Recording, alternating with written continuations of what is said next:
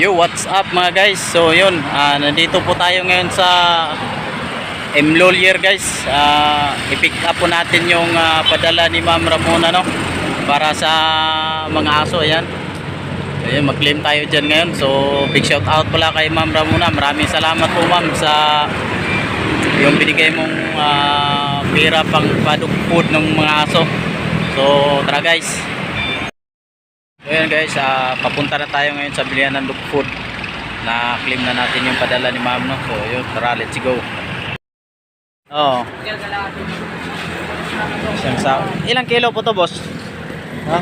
Ilang kilo itong isang sako? Ano yan? Yung isang sako na ganito, ilang kilo po to? 20. 20? Tsaka 10. Isang sako tsaka 10. Yan guys, dito tayo nakabili ng dog food. Yan.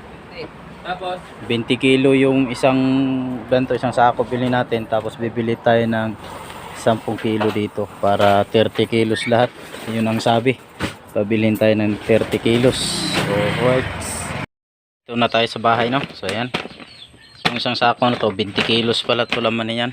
20 kilos siya. Sabay ito naman 10 kilo, pero hindi na yan 10 kilo guys, nabawasan na sa daan. May binigyan tayong aso doon, pagkain. Isa yun sa lagi natin binibigyan din. Alam na may dala tayong pagkain, sumalubong kagad. Ayan, so yun, maraming salamat ulit kay Ma'am Ramona sa kanyang padugpod sa mga aso, no? Yun, so nag-abang na rin yung aso kung isa di guys. So di abang ka rin.